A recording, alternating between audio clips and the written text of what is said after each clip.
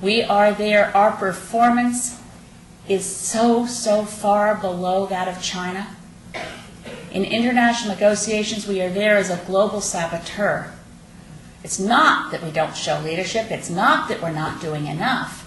It's that our goals and intention as a political delegation in those meetings is to stop any agreement that might slow down production and expansion of the tar sands to Stephen Harper's stated goal of 5 million barrels of oil a day from the current 1.2 million barrels of oil a day.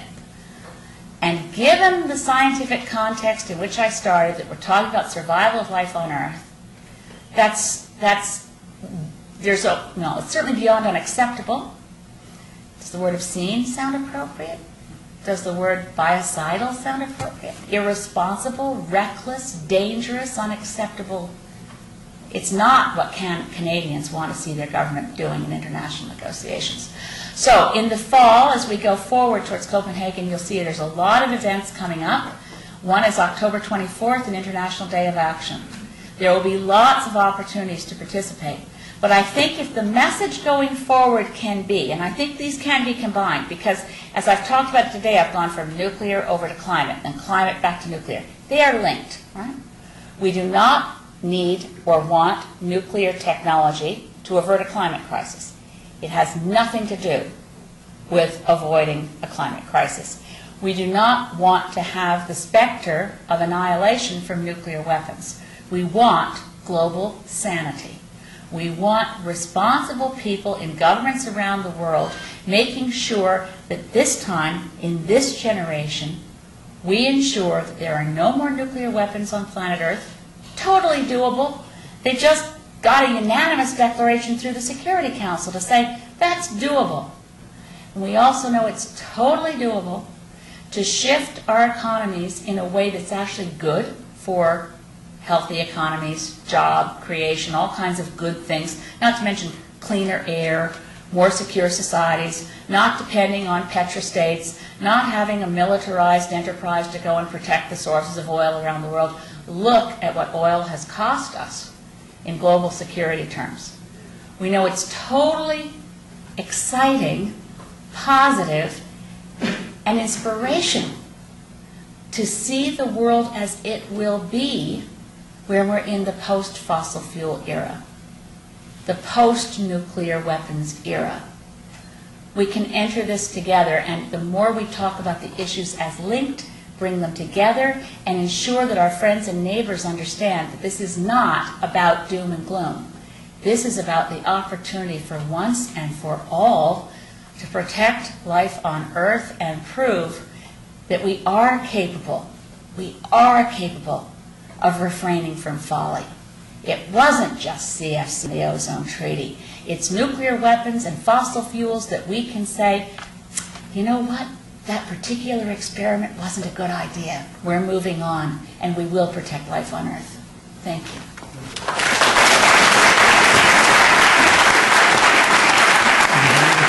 Sure, there's time.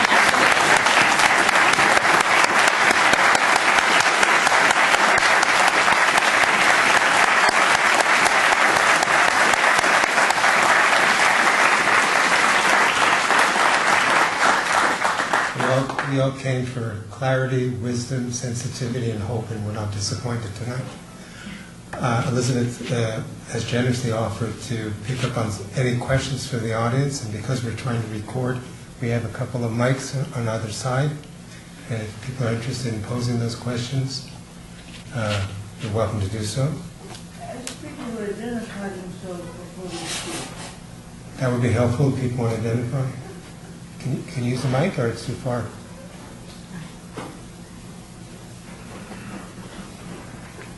Okay, we have one here. Can you hear me? Yeah. My name is Mark Lee. I'm a psychiatrist from Toronto. And I wanted to ask you, as the only female leader of a major national party... Is that true, really? Oh, my. Sorry.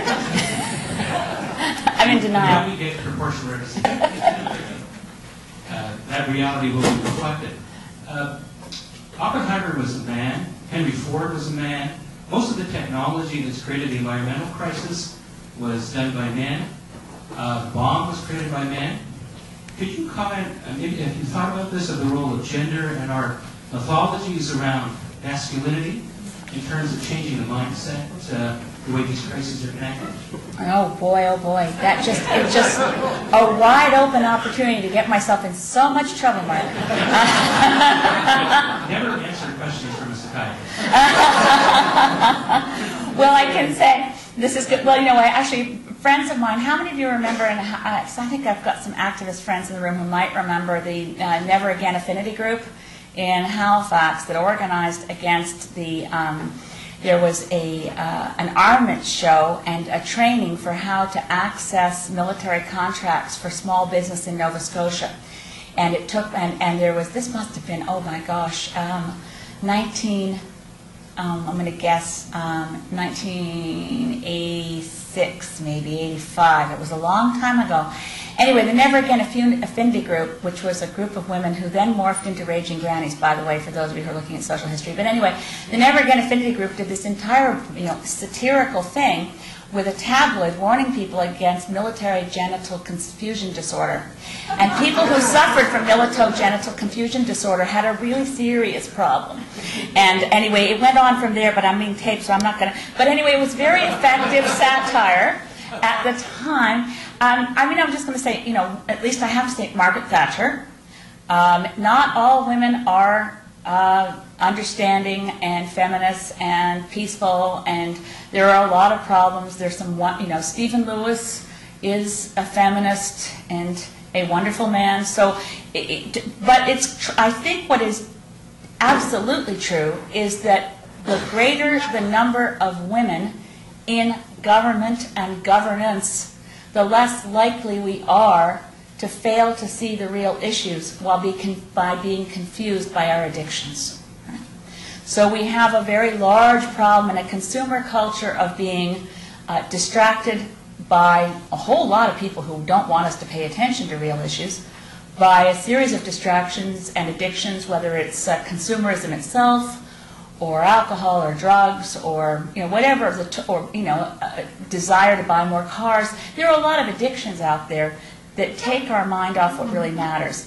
And I think that when there are more women in parliaments and legislatures, there's more focus on what really matters. And what really matters is that we can survive on the planet. It's hard to, as I say, people are always saying that the Green Party is a one-issue party, which, by the way, isn't true. We have really great policies on everything: social justice, guaranteed livable income. I mean, we've got a full range of policies. We've got over 200 pages of them on the website if you want to go look them up. But I figure if you've got one issue, survival's a good one, right?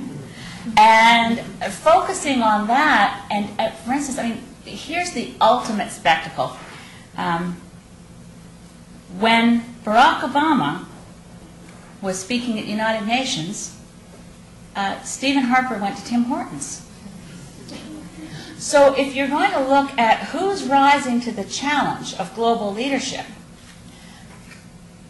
that cynical ploy of deciding, and it isn't an accident, it's a deliberate message to his base that he's going to stand with, the average Canadian at the Tim Hortons. Now, he's wrong about the average Canadian. The average Canadian actually cares about survival, getting rid of nuclear weapons, and addressing the climate crisis.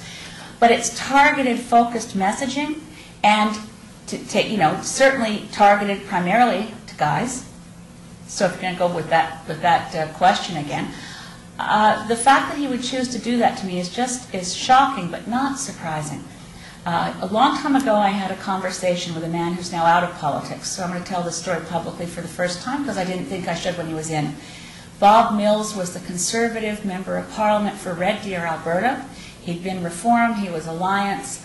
He was the environment critic for the Conservative Party in 2004 going into the election, and in 2006 going into the election. Friends of mine in the environment movement used to say, oh my gosh, if Harper wins, then Bob Mills will be Minister of the Environment. And I said, boy, we'll be really lucky if Bob Mills is Minister of Environment. They'll pick far worse people. Bob was a good guy, is a good guy. He's now retired from politics, and he kept talking about how wind power could work, how we could reduce our emissions. And I met with